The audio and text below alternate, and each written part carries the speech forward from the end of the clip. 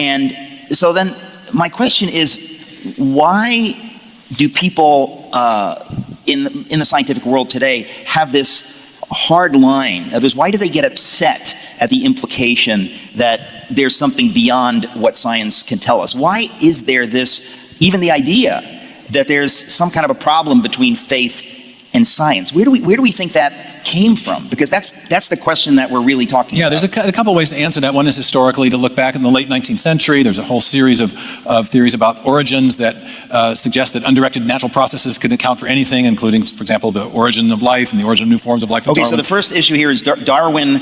You get a scientific materialist synthesis at the end of the 19th century, and then they codify the idea that if you're going to be a scientist, you must explain things in terms of undirected material processes. That's one way of answering your question. It just sort of, I mean, what you're saying is it just sort of happened.